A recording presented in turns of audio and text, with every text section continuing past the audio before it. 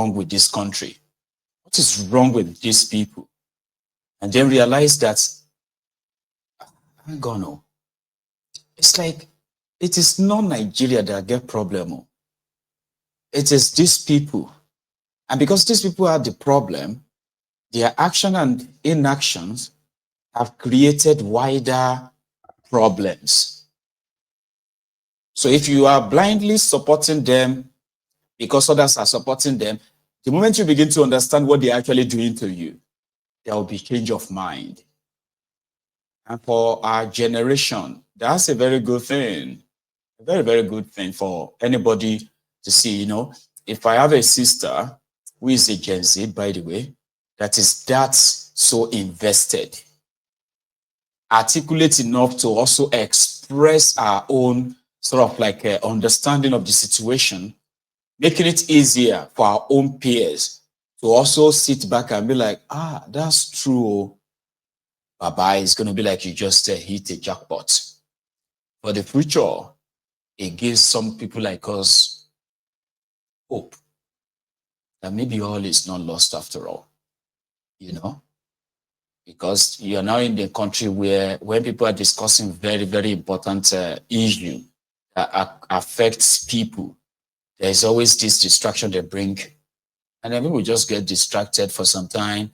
By the time those who are left discussing the issue are sort of like worn out, that's it. We just wait for the next victims and see if it's going to be loud enough to get our attention for another few days, but still no action. So we need a generation that will know that you don't just hear this. You must act if you want to put an end to it. From Plateau State to Benue State to Enugu State, people are being served the same fate by these murderous terrorists, which not a single one of them has been brought to a book. Look at this guy's experience. This one was today, right? In Port Harcourt, River State. I tell you, see, on our carry Fulani have been a Hausa, no. They carry cow enter for farm. Eh? They carry cow now. They enter for farm. See your cow for press the farm. You don't see the cow enter the test. You don't see cassava? You don't see cow. I don't see cassava. Here you never offer cassava. You just snap for me. I just snap for you. You dey put cow for poor farm. They see poor farm. You know go move on. You say no go move on. You know come out for farm. You know come out. You know come out for farm. Hey, you say no come out for farm. You know come out. No dey chop cassava. See for farm. See for cassava. You say what? Now you go spoil Naija. Yes, you don't carry, you don't come snap for me. You want send our people. You say we show the. Yes, but you post here say you dey carry cow enter inside farm. Anything where go fight for Ninja, you know go feel like cow. The Hausa man, you know go feel. You know go feel. Hello. What do you talk? Come on, this cow there for farm. See cow for farm. See cow. See. See. See person cassava. See. See person cassava. See. I tell you, see. So it is intentional. That is what this Cardinal Noyekon said. Intentional to attack the people, the indigenous people, displace them, and then make them hungry. If they can't grow their own food, who is going to grow their food for them? How would they then have a choice of how much the food is sold to them? Because first you take away their land. For those who survive, you send them away, far away from their land, to turn them to beggars. And every now and then, people are being displaced across Nigeria. And these displaced people, they have nobody speaking for them, not even those in government, but the terrorists. A lot of people are speaking for them. They are negotiating with them, giving conditions and the rest of that. Listen. God has provided for the needs of every man under this earth. but he has not provided for their greed. If God has provided for the need of everybody in this world, he has certainly provided for the needs of every Nigerian. Because we have to bring the discussion down to our house. This country, Nigeria, we have enough for all of us to. Therefore, poverty cannot be God's will for us. And therefore, poverty is not natural. And when I hear the word weaponizing poverty, I shudder. It means then that poverty is not only a matter of mismanagement of resources, but that is a deliberate impoverization of the people for a purpose, to be able to control them. If that is what it is, then I will say poverty is not only mismanagement, it's not only criminal, it is even blasphemous. Thank you very much, Cardinal. Thank you very much. You are sabotaging God's intention for humanity. And that means it's not a matter for prayer and fasting. I'm a religious man. It's not a matter for prayer and fasting. It's a matter that those who have taken on the job of managing our affairs should wake up and manage the country in such a way that no child goes to bed hungry. There are 2 points I'm trying to wrap my head around in what you have just said. I'm still trying to imagine that a group of people should sit down and decide to impoverish the people for their political gain. I'm just trying to understand, is that possible? And what do they gain from that? Or is it the devil? I don't know. But normally, according to the church that I belong, politics is supposed to be a sacred engagement that people who are qualified go into, not minding their personal interest, but so as to manage the society in a good way, for the good of the people and to the glory of Almighty God. In other words, you don't go into politics to make money for yourself.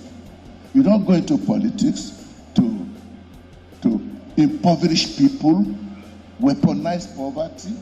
So I still cannot understand that. As for electoral election not working well, I think we all know the reason why now. We all know the reason why. In my own understanding, the reason is because those who control the electoral process, those who are in government, do not really want us to be the ones to choose who our rulers will be.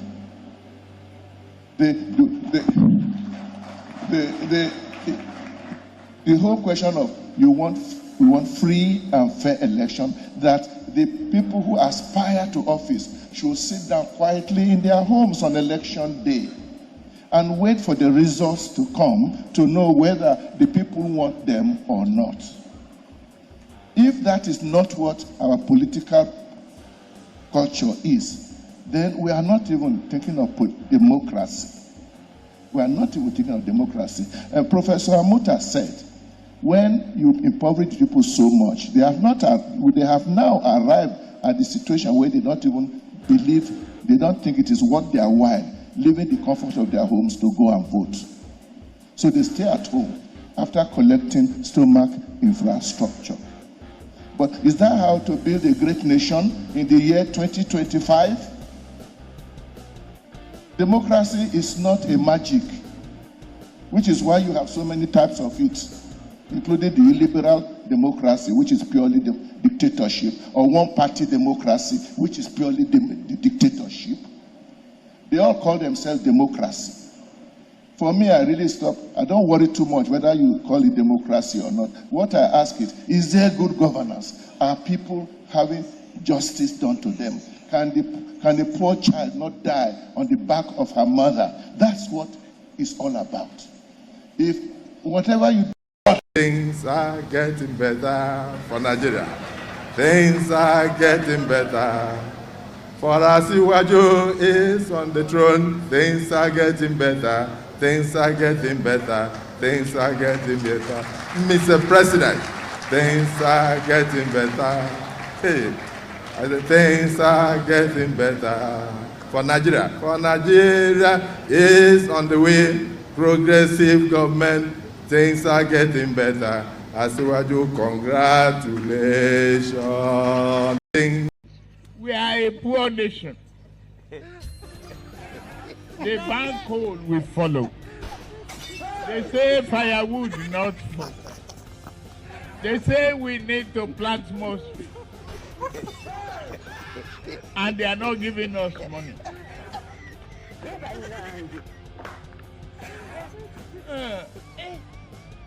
We need to open our eyes, try shining, and tell the West. If you don't guarantee our finances and work with us to stop this, we are not going to comply with your climate change. They'll do it. They'll do it. He's very that confident. What kind of a chance you will say Nigeria entered? Some say now one chance. Some said no chance at all. The clowns in charge continue to fool around, and some of them at times, they suddenly want to come to reality after they're out of power. This is a little bit of a digression. I've not seen him for a while until I saw him yesterday, and they said he was in Cambridge or so, right? I'm talking about the Oba Donkey, the former guy of Edo. Now, he's telling us why Africans will never be respected because there is no successful African country. Your former governor, Edo people. Let us not be token. Tokenism is, one of the things affecting us the most. Oh yeah, so and so did, they created the game of how many computers. Nah, I'm talking about 200 million people. Anything you are doing, any policy, if it is not on scale, it will be of little or no effect. Right? We have to think the way Americans think. We have to think large scale. Not just, the past when, we were 30, 40 million people. Yes, we could be. But today, whatever affects Nigeria affects the black race. That's, we wasn't just see ourselves as a country. There will continue to be racism in the world as long as Nigeria is underperforming. As long as the world cannot point to one successful black nation, they always look down on us. And the Chinese still talking about racism we are doing, and the Indians still talking about racism we are doing. Because in terms of economic, advancement, you see, they have not been reckoned with globally. So my passing word is, guys, 90% of 10% of our time to be Republican. 90% should be for action. Thank you.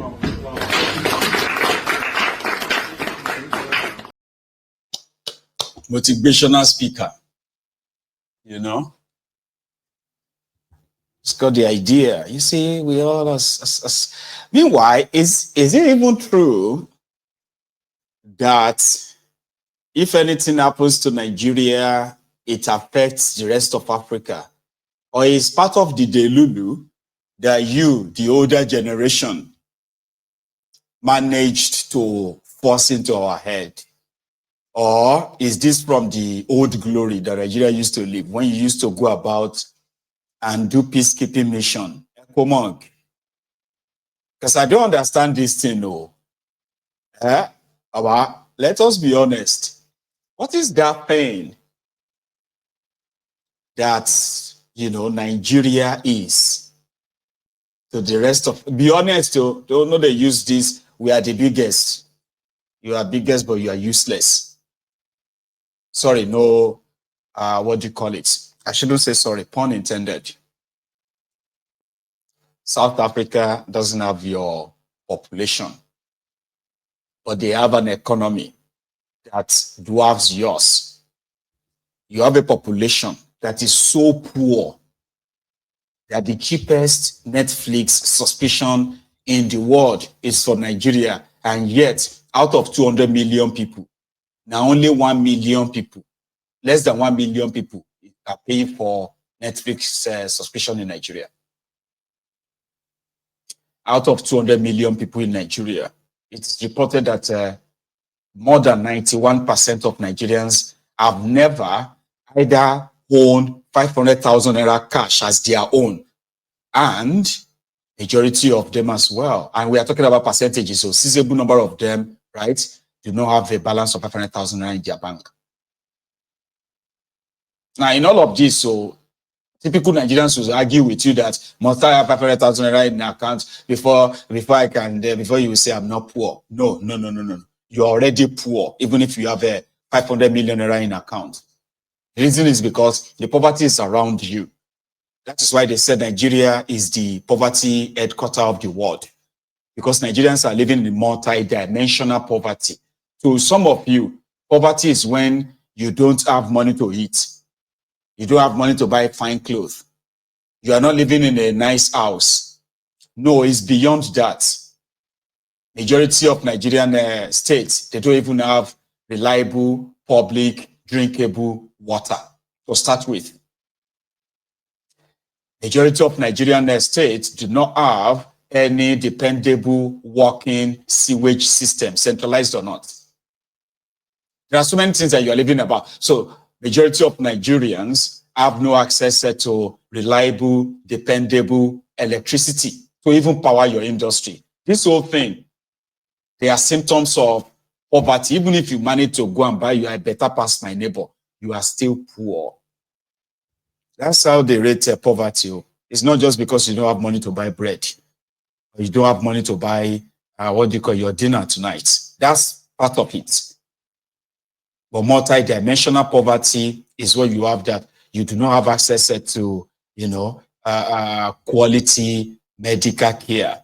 That if anything happened to you right now, the people will begin to do bambiala on social media for you. That is the society you have. In the midst of that, so you are seeing them flaunting billions and bill of money every weekend at parties and all of that stuff. These are the pure show-offs that you are known for, what do you call that thing? Just noise without substance. They've made Nigeria so poor that even your number is a burden.